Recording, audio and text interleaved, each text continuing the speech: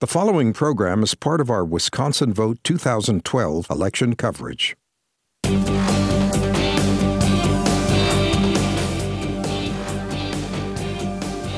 Live from the UW Marathon County Center for Civic Engagement Theater, it's the Wisconsin 2012 debate, the U.S. Senate race.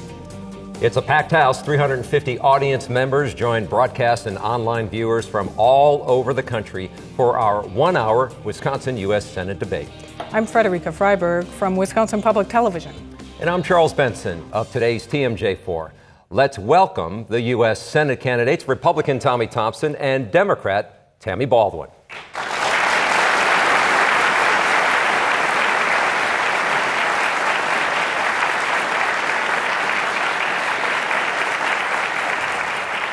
Our format tonight mixes the traditional candidate Q&A with unmoderated interactions between the candidates. Several times over the next hour, the candidates will talk with each other on the issues. These will be stretches of one-on-one conversation. Charles and I will not participate in those exchanges in any way. Instead, it's a chance for them to challenge their opponent for more detail on their positions and have a healthy exchange of ideas. You can join in the conversation tonight during the debate by going to wisconsinvote.org, jsonline.com, or today's TMJ4.com for a live web chat. And so we begin. Our first topic, jobs in the economy, a subject that was high on the list of voter concerns as we traveled the state. Jobs is number one. I know a lot of people, myself included, that did losing their jobs for outsourcing and other situations. So I think jobs is the biggest key right now for Wisconsin for sure. I'm worried about once I graduate, am I going to be able to find my career? If not, would I have to relocate somewhere else? Probably it's my age that is pulling me down, you know. It's my age. So nobody called me back. And so with that backdrop, we ask our first question. Economics 101 is all about supply and demand. If it's demand that promotes business expansion and hiring, what is the best way to increase demand for products and services and to stimulate the economy? This question goes first to you, Governor Thompson. You have 90 seconds. Well, first off, thank you very much for having us here tonight, and thank the audience for coming, and those that are watching out there, thank you. When I was governor, I was faced with a similar situation. I worked with the Democrats. We cut taxes 91 times. We created a state that was very open for business. We were able to create 742,000 jobs. Our unemployment was down to 2%. Working together, we were able to establish a state that was on fire. In regards to economic growth and development, job creation, unemployment down below 2%. Anybody that wanted a job could have one. That's my record. I'm a reformer. My opponent on the other side, we're in the heart of paper company. There was a rule put in by APA, the MAC rule. It's going to cost the paper company about 7,500 jobs, some of those jobs here in Wausau. My opponent, she voted with EPA. She voted with EPA, and those jobs could be lost next year because of the EPA rules and regulations on boilers. The paper industry is very crucial to this area, state of Wisconsin, and I want to tell the people of this state, just like I've always fought for Wisconsin, creating jobs and opportunity, I will continue to do so. I will not give EPA the opportunity to close down paper companies in Wisconsin like my opponent does. Congresswoman Baldwin, your turn. Well, I also want to thank you for sponsoring this debate and the live audience as well as the television audience for participating. You asked about demand and the impact on jobs. And right now, the middle class in this state is struggling. Census Bureau figures say that median income in our state has gone down 14.5% over the last decade. We're not talking just about this recent recession, we're talking about the decade. And I think we need a plan moving forward for jobs, for deficit reduction, for taxes, et cetera, that keeps the middle class and the strength and the growth of the middle class at heart. When people have extra money in their pockets, they're going to spend it in small businesses across this state. And so growth is one of the key, having people with discretionary income is key to growth. But I want to talk, I agree we are in the heart of the paper-producing region of Wisconsin, and that's why I introduced bipartisan legislation earlier this year, got wrapped into a larger bill, signed into law by our president, that levels the playing field and stops China's cheating. That's the real threat to our paper industry. But on the MACT issue, Senator Kohl and I met with EPA Secretary Lisa Jackson and urged for more time.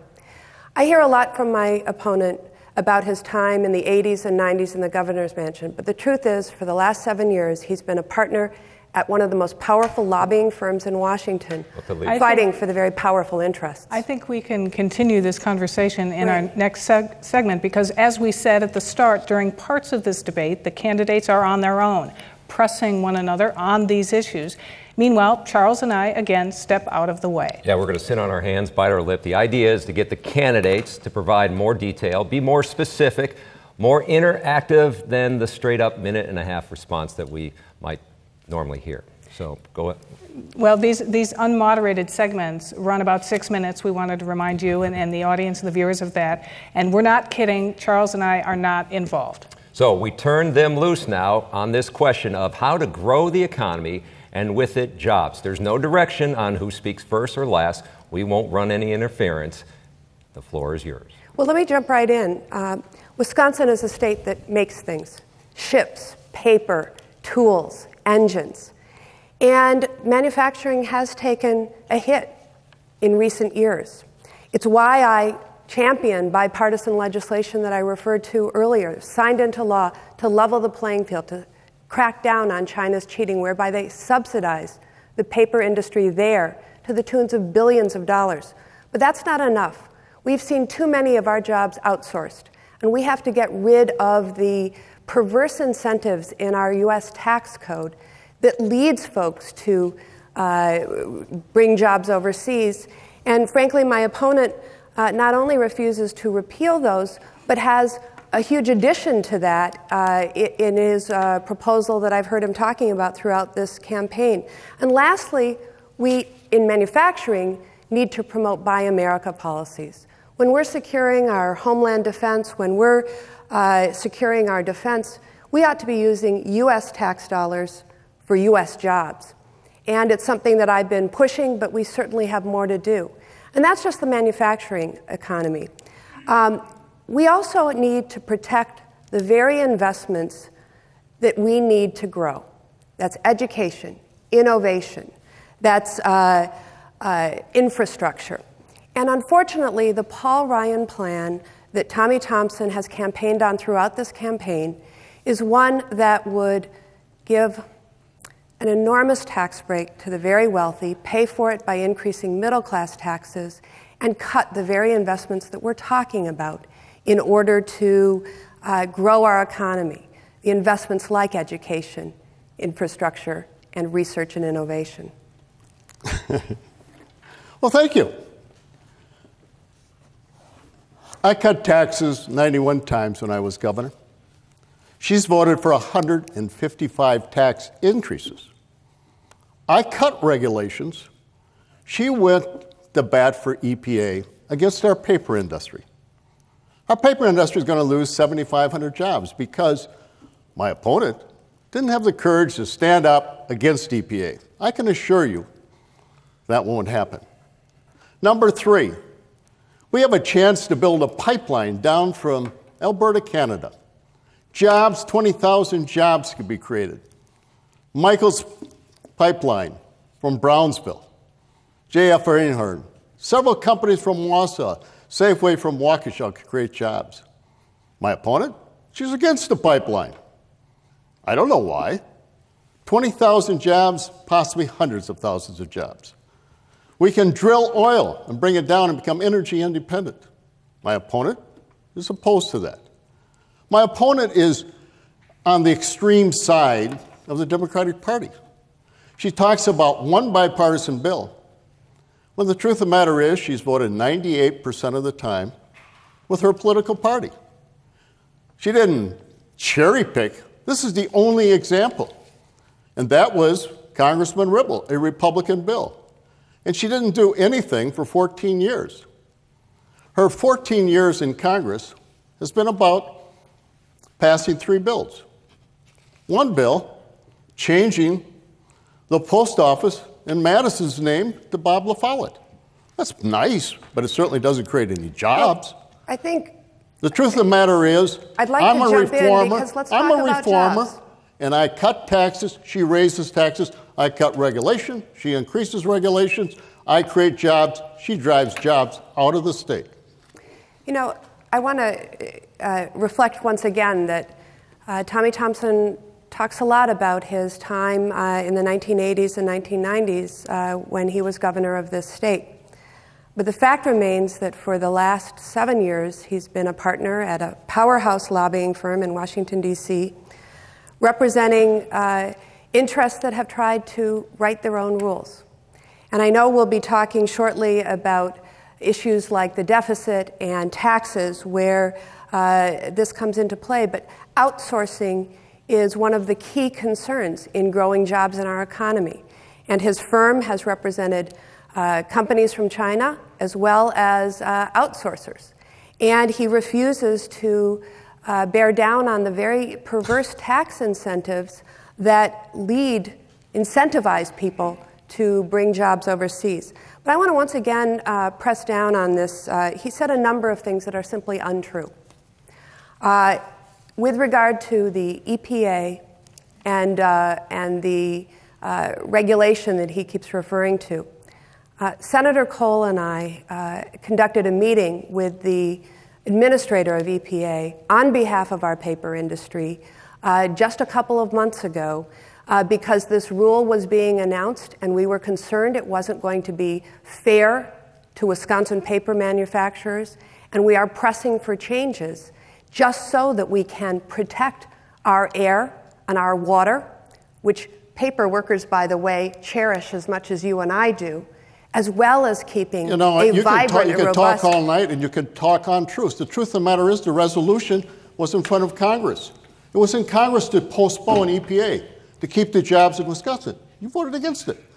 Sure, you're talking about taxes. The truth of the matter, I was in Wisconsin creating jobs with LHI, AGA.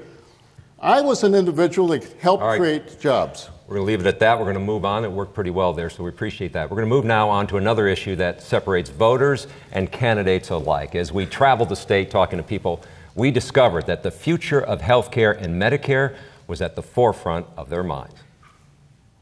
Healthcare is the most important issue for me. I work in healthcare, and I just truly believe that everyone should have access to healthcare regardless of income.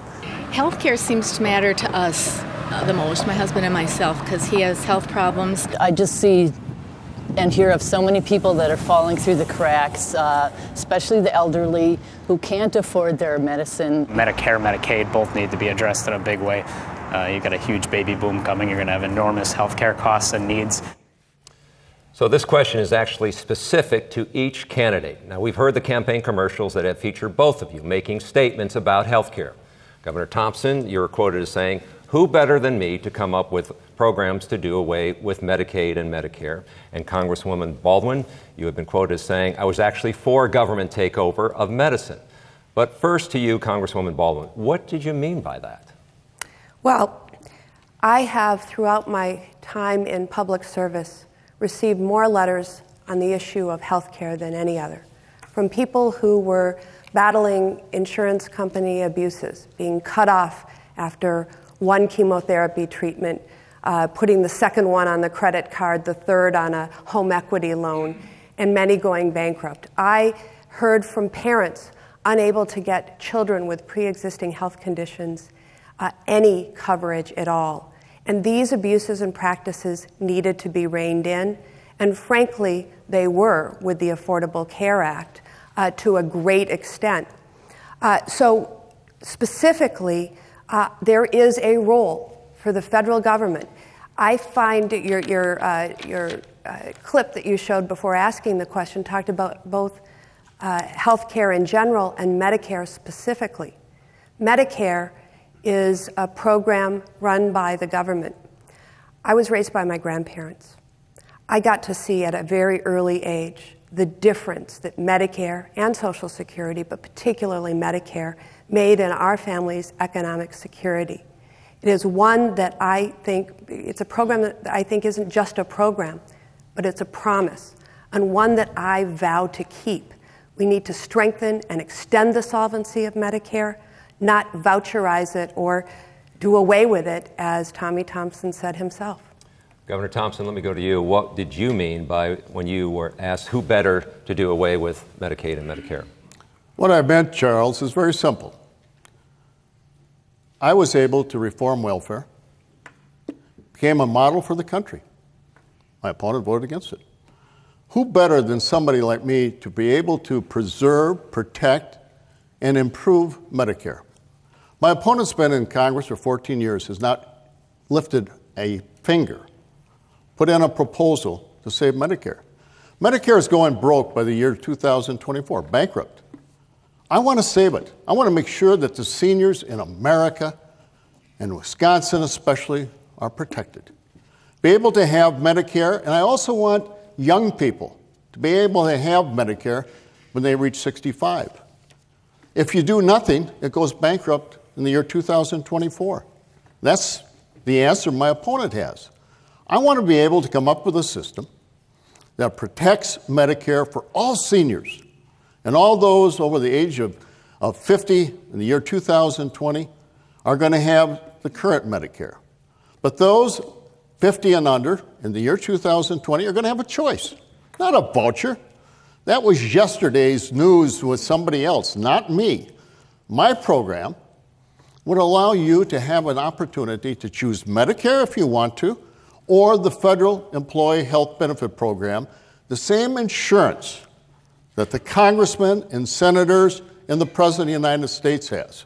Now, again, we get to go into a 6-minute unmoderated in our next segment, and again, we will not be taking part in this at all. Well, since she started last time and took 4/5 of the time, I think I will answer. Okay. Go ahead. She talks about a national health care.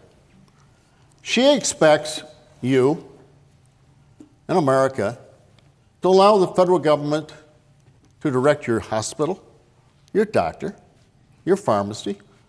She does not believe that Obamacare went far enough. She said it many times. She wants the federal government, ladies and gentlemen, to run your health care program. Now, I don't think anybody in America would like to see us take the same kind of program that Canada has and run it. I'm opposed to that because it would be trillions of dollars. And I know that doesn't bother her because while she's been in Congress, the debt has gone from $6 trillion to $16 trillion.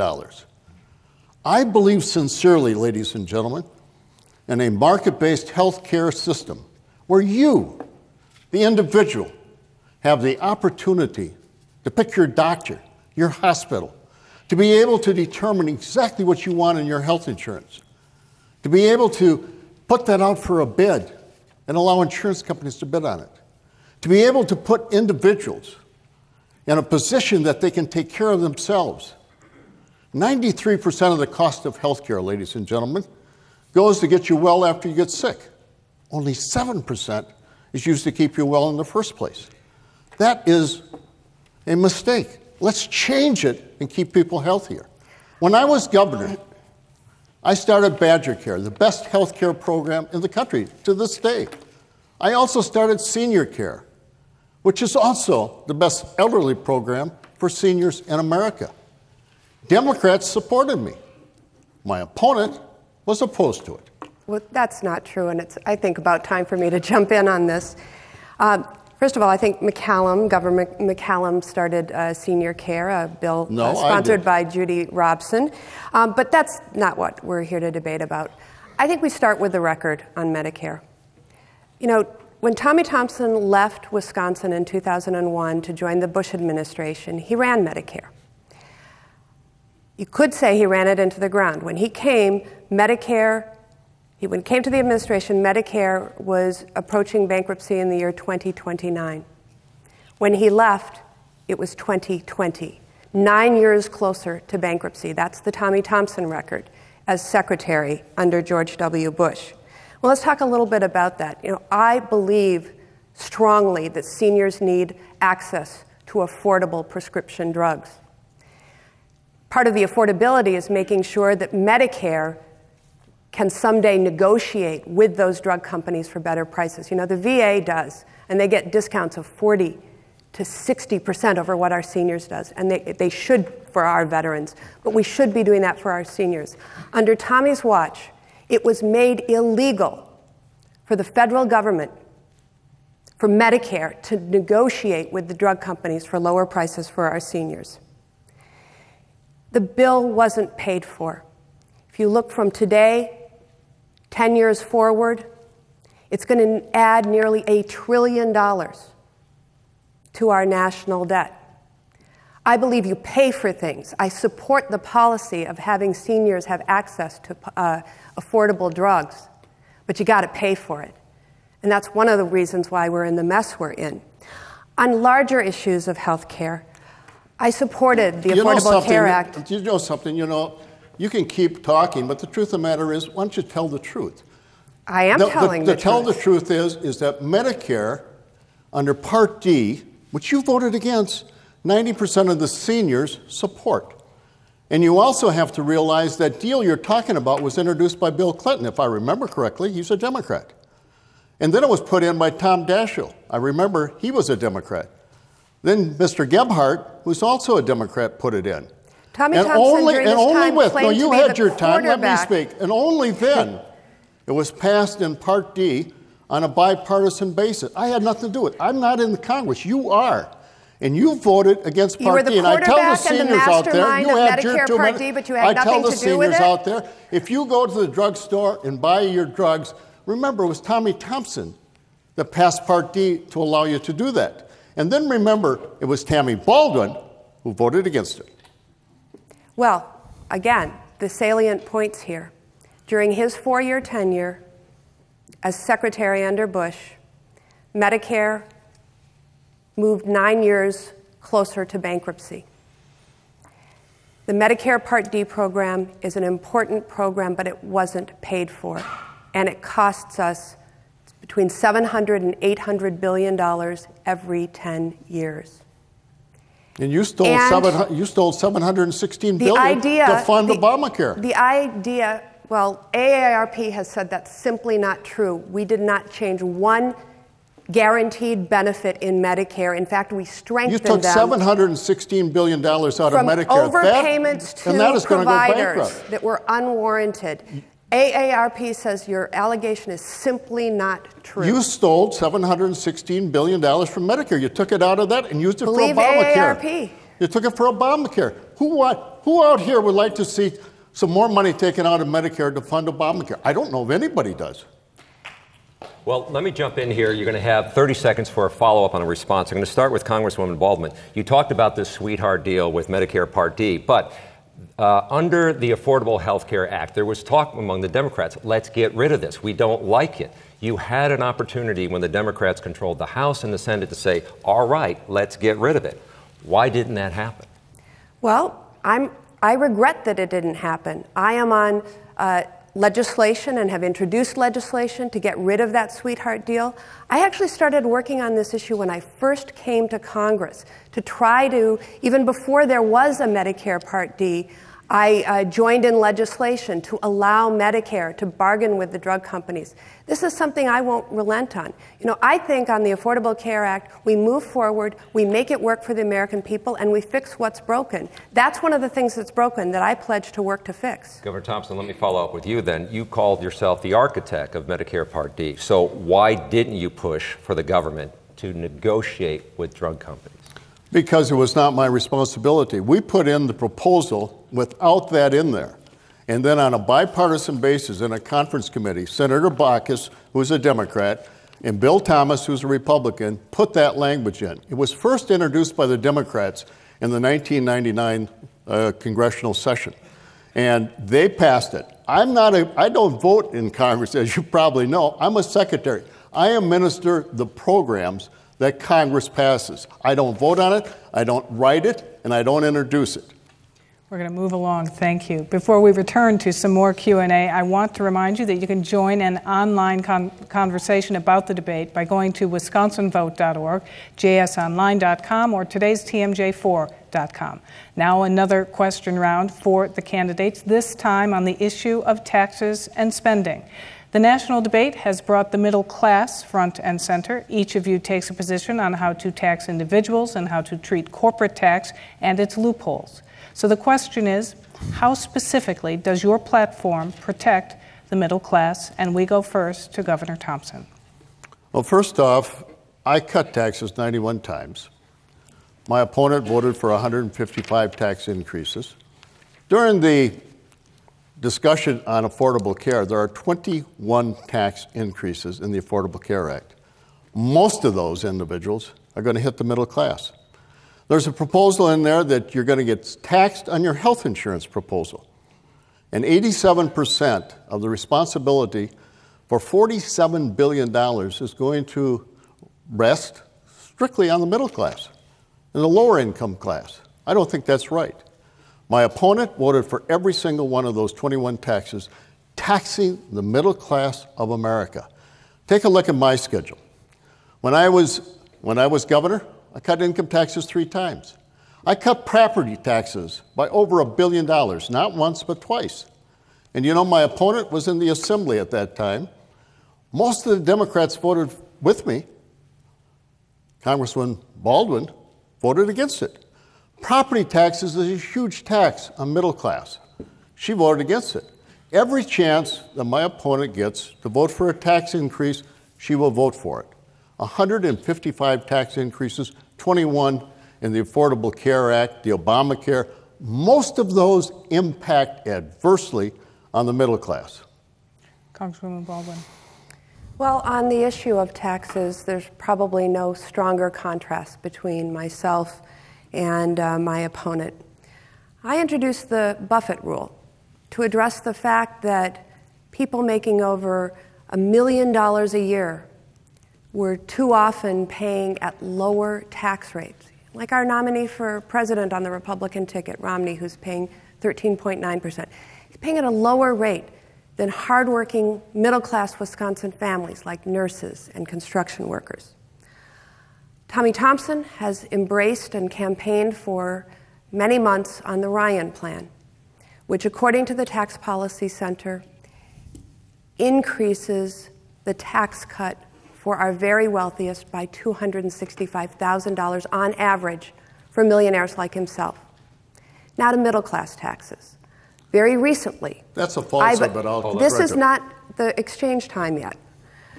Very recently, I supported and continue to support moving forward middle-class and small business tax cuts. But the very program I just told you about that my opponent supports, the Ryan Plan, raises taxes, according to the Joint Economic Committee, on middle-class families by roughly $1,300. And lastly, I've talked already about the perverse incentives in our tax code that prompt companies to bring jobs overseas. I want to bring those to an end. My opponent wants to double down. We now move into the 6-minute unmoderated segment, and I know you want to keep talking. And feel free to talk to each other. Well, the truth of the matter is, you're absolutely wrong. I've got a tax bill that is different than Paul Ryan's. You keep saying, putting me in with Paul Ryan's. Truth of the matter is, my bill doesn't reduce taxes on the wealthy at all. My bill allows for individuals to make a choice whether or not you want a flat tax. If you want a flat tax, you go down and sit down what your gross income is. You can do it in a halftime between the Green Bay Packers and Chicago Bears. Put in the percentage. You can't skim the system or scam the system, but you can do it. You still have enough time left over to go get a glass of beer out of the refrigerator. Or you want to do all the deductions? Fine, you can have it. You have a choice. No changes whatsoever. You make the determination as to which tax you want to go. She keeps throwing out that I'm for the millionaires. I have no tax whatsoever to lower that. Whatsoever. She keeps making this up out of whole cloth. Well, let me be very specific. At the Republican State Convention, you said, I am going to be the 51st senator to pass the Ryan budget. Days before your primary, you ran an ad on the radio saying, I will be the 51st Senate vote to pass the Ryan budget. You can't at this late date say, I have nothing to do with the Ryan budget, which gives tax breaks to millionaires like yourself, an average of $265,000, and to pay for it, raises middle-class taxes. This is the Joint Economic Committee and the Tax Policy Center. But let's move on from that, because I think no, let's not, because you take up the time. The truth of the matter is, I've had my tax plan up on my web page since I started. It was not the Ryan plan; it's the Tommy Thompson plan. Take a look at it. You might even like it because oh no, you wouldn't, because it doesn't raise taxes. You only want to raise taxes. 155 tax increases. I lower taxes. I don't raise them. In regards to this Buffett rule, I just want you to know, if the Buffett rule, it's the only thing she's ever put in is the Buffett rule. The Buffett rule would raise enough money, ladies and gentlemen, to run the government for 11 hours. It would cost 750,000 jobs. So I would say that's a pretty expensive tax. Lose 750,000 jobs and run the government for 11 hours. The issue is the fairness in the tax code. It's why I introduced the Buffett rule. It is wrong that people who make over $1 million a year shouldn't have to pay at least at the same tax rate as hardworking middle-class families. The corporate tax side is also in disarray. I'd even say it's rigged. There's a couple of problems at play here. One is that too many members of Congress, and my opponent is included in this, have taken a pledge to a Washington, D.C. lobbyist by the name of Grover Norquist, whereby they've sworn that they will not ever ask those with the most privilege to do more, to do their fair share, to help respond to our... You signed the Grover Norquist pledge. That's just a falsehood. You just misstated it. You signed the Grover Norquist pledge. And you signed the progressive tax bill. Here's somebody that's teamed up with the most liberal, far-reaching, far-out taxing people in Congress. She's the vice chairman of it.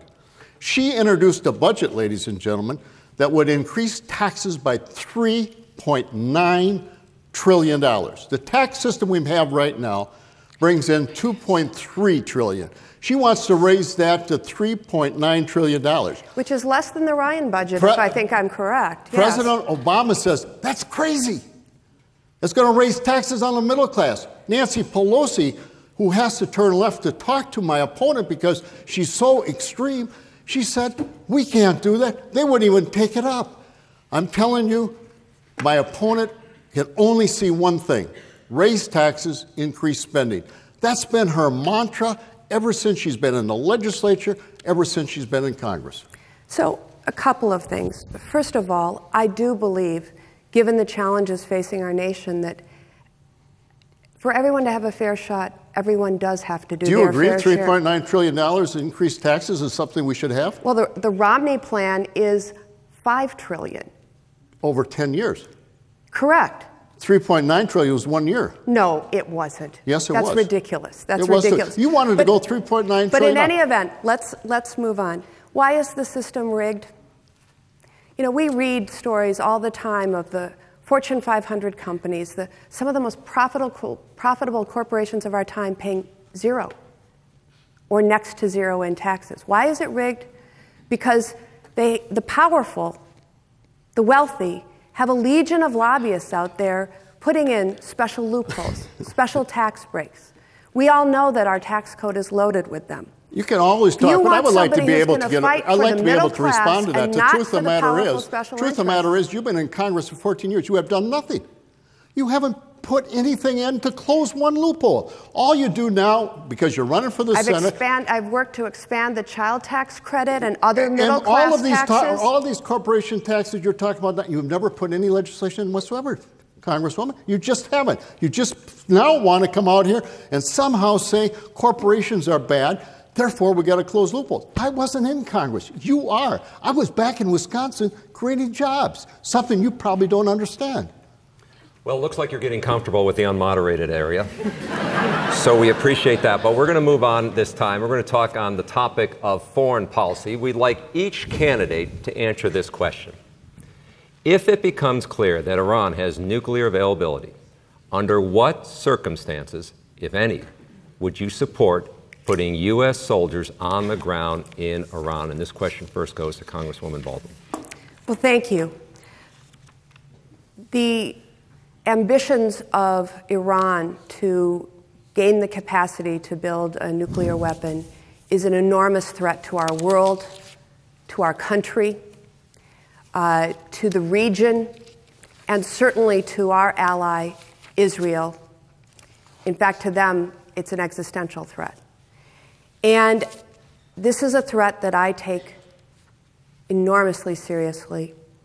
And we cannot let Iran become capable of making a nuclear weapon. And it's why I believe that the president, all options on the table approach is the right approach.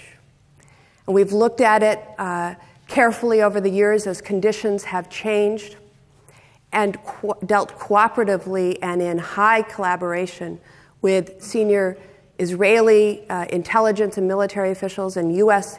intelligence and military officials. And I believe right now we're at a point where we're in agreement that the crippling sanctions that I've supported are beginning to do their job. But we cannot let Iran become capable of manufacturing a nuclear weapon. And so I absolutely support Israel's right to defend itself, and we leave the military option on the table. But you never go into a war without having an exit strategy and a plan for victory. Governor Thompson, 90 seconds. We're in a very unsafe world today, ladies and gentlemen. Iran is run by Ayatollah and a prime minister by the name of Ahmadinejad, who has some real mental problems as far as I can see. He does not believe the Holocaust existed or ever happened. He believes that he can wipe out the country of Israel. He believes that if he gets a nuclear bomb, he can close the Straits of Hormuz. Closing the Straits of Hormuz would close down all oil production coming into the world. We'd have an economic disaster.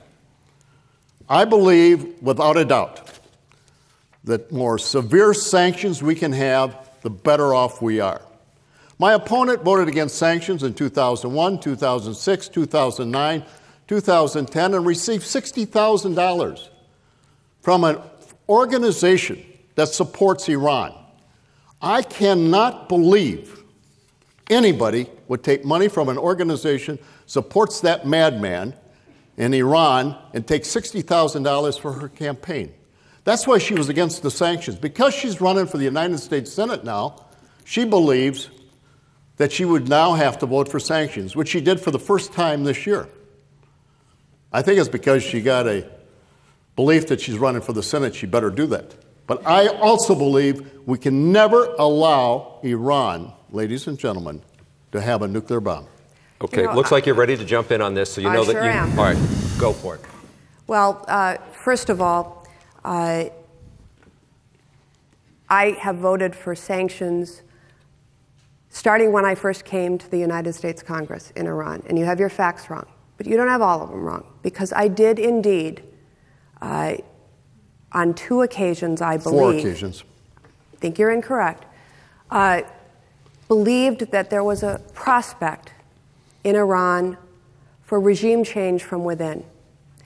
Many of you who look at the region carefully saw that there were hundreds of thousands of pro-democracy protesters who took to the streets and stood up to Ahmadinejad and Khomeini. And I felt it very important that we send a message to those people that we wanted them to succeed in regime change from within. And especially when we're talking about stakes as high as sending Wisconsin young men and women into harm's way, I would sure rather see that regime change happen from within. But as you know, you've probably read the same histories that I have. They were brutally beaten back by the Iranian government. I think we missed an opportunity for regime change there. And so we had to go back to the tactic of crippling sanctions. Crippling sanctions. And that's where we are right now.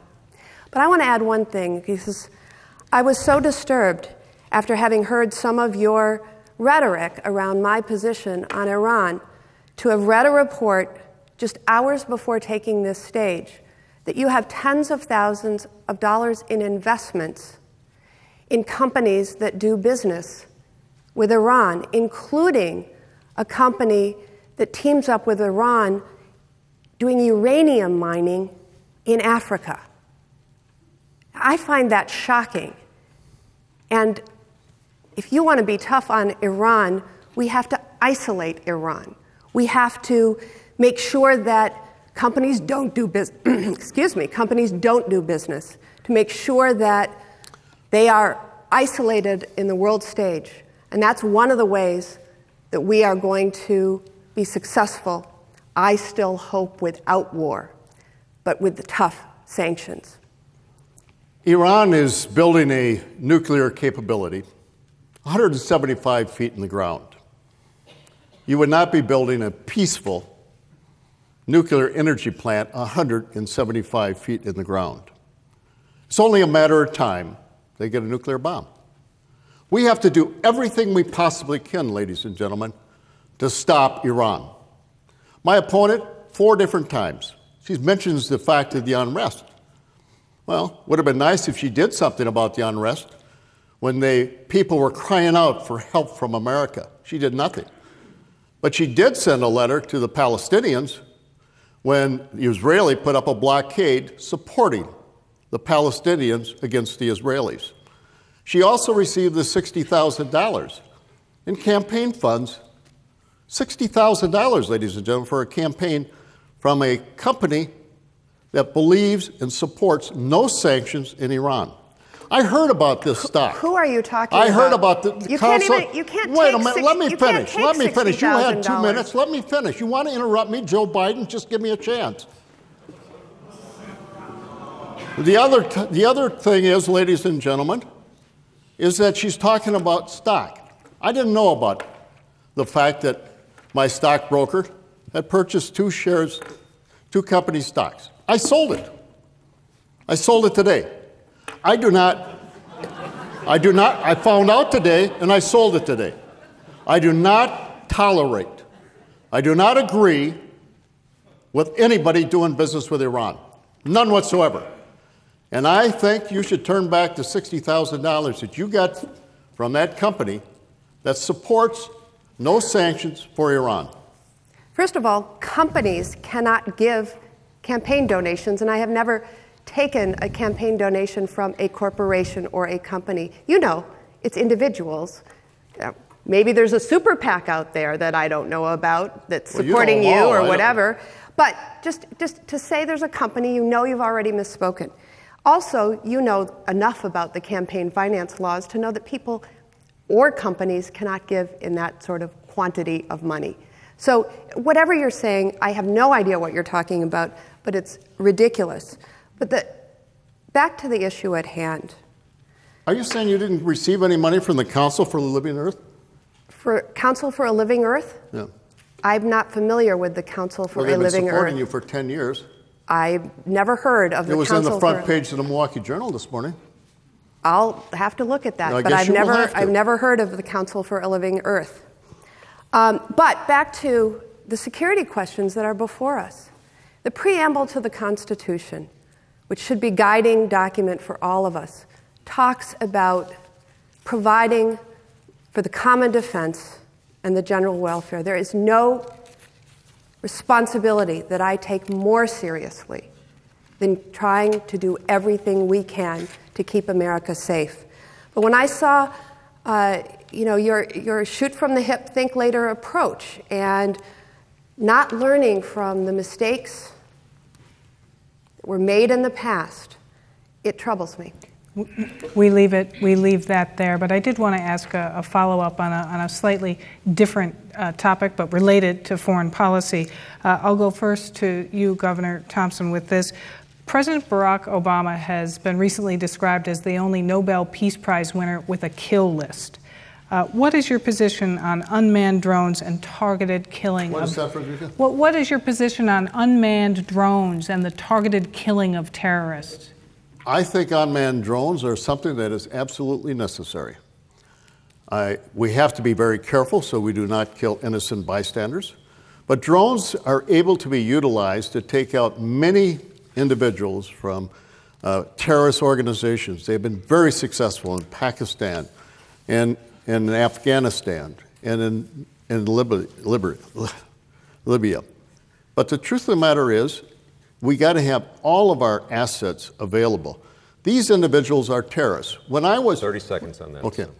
And Congresswoman Baldwin, what is your position on these unmanned drones and the targeted killing? Well, first on the technology, I would say that unmanned drones are a huge and important advancement, especially when you compare to all the investment in Cold War technology, that this is important. And they're used for surveillance, they're used for intelligence gathering, and as you note, they are also used for strikes.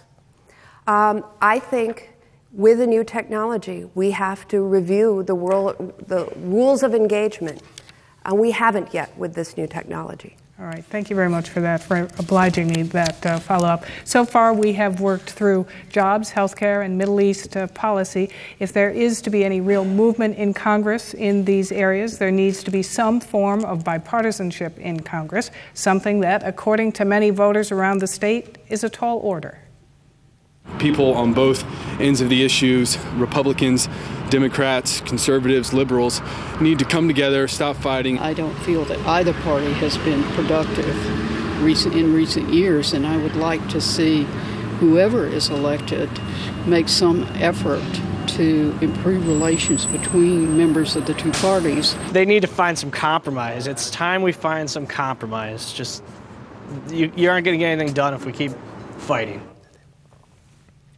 So with that, we wonder from each candidate this. Can you name and describe one policy position on the part of your challenger that you would support? And we go first to you, Governor Thompson, but we just have 1 minute. It's pretty hard, but I would certainly support anything that we could do on a bipartisan basis to be able to improve and cut back on spending.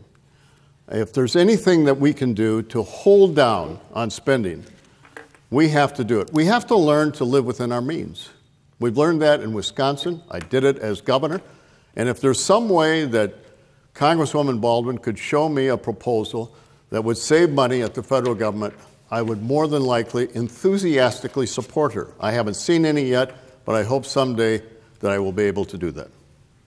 Congresswoman Baldwin.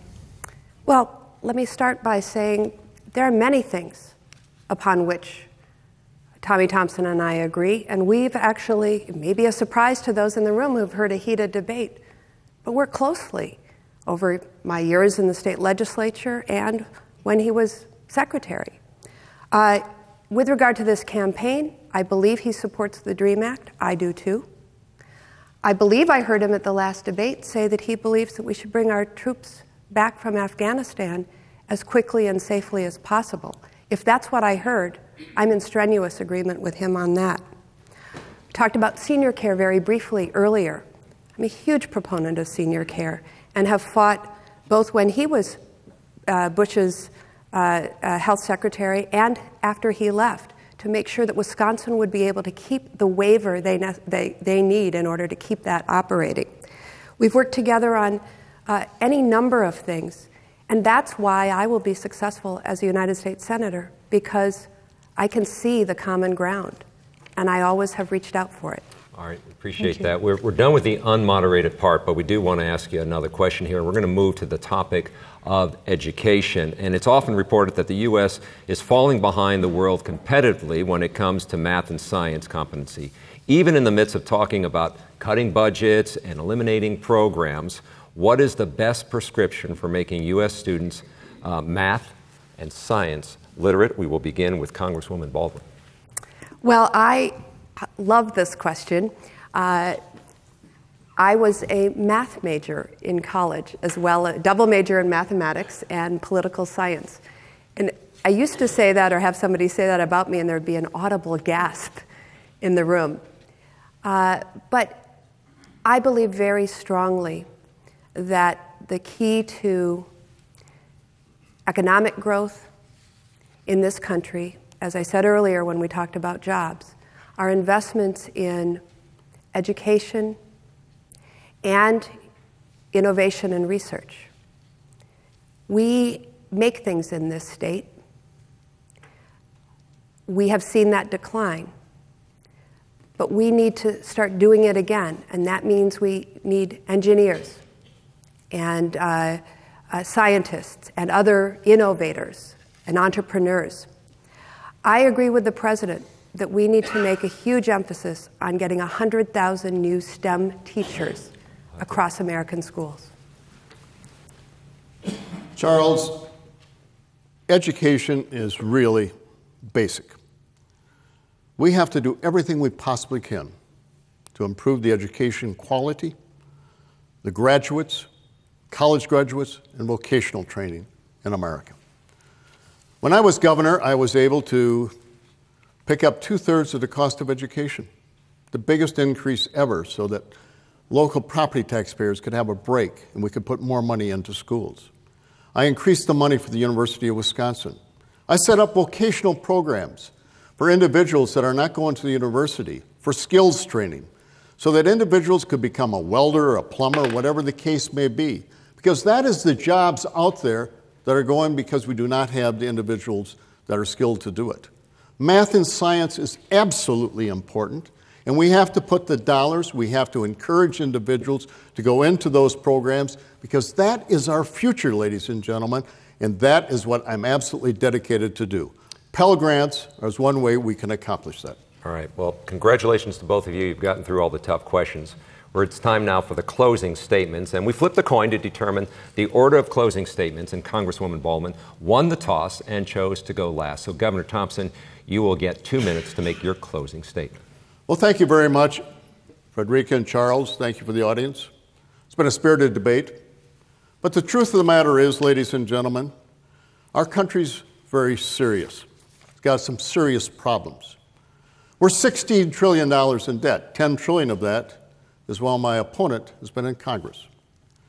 We are over the gross national product, which means that we're placed in a category with other countries like Spain, like Greece. I want to change that, ladies and gentlemen.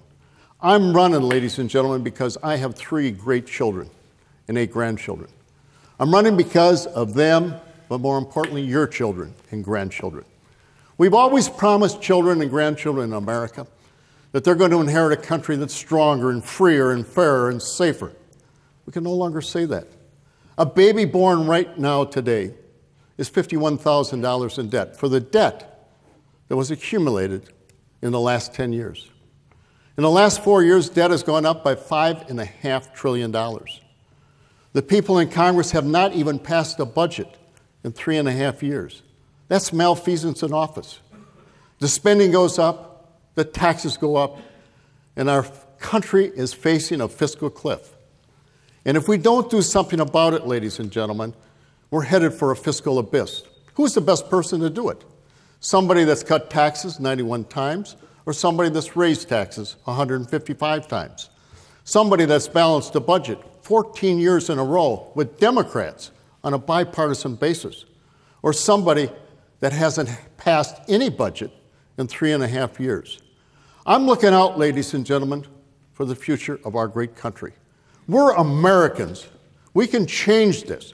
We can balance the budget, bring those jobs back so 23 million Americans are able to have a job just like they did when I was governor of the state of Wisconsin. Thank you. I want to start by thanking you, Tommy, for joining me on this stage, and also to our hosts and moderators, Wisconsin Public Television, the live audience, and those watching on television. It has been an enormous privilege to be engaged in this U.S. Senate campaign. And as I've traveled the state, I've had an opportunity to listen People open up about their struggles. You know, they're working hard, playing by the rules, trying to get ahead, but too many of them are just getting by. And I've listened to their frustrations with the disconnect that they see between the debates that are going on in Washington, D.C., particularly in the Tea Party-controlled House of Representatives, the disconnect between those debates and their lives. What they want is somebody who's going to go to the U.S. Senate and fight for them, not for Wall Street and the big banks, not for the big health insurance companies, not for the big drug companies, not for the Tea Party, someone who's going to go and fight for them. And that's what I have always done and pledged to do as your U.S. Senator. There's a clear contrast in this race. You know, Tommy likes to talk a lot about what he did as governor in the 1980s and 1990s. But the fact remains that he has spent his last 7 years as a partner at a big, powerful Washington lobbying firm that lobbies on behalf of those very same special interests that I've spent my career standing up against. There are differences on taxes, on how we would attack the deficit, on how we would grow the economy. And it all gets down to whose side are you on, the people or the powerful. I ask you for your vote on November 6th and encourage everyone to participate in this election. And we thank you both candidates very much for joining us. And that is our debate. Good night. Good night.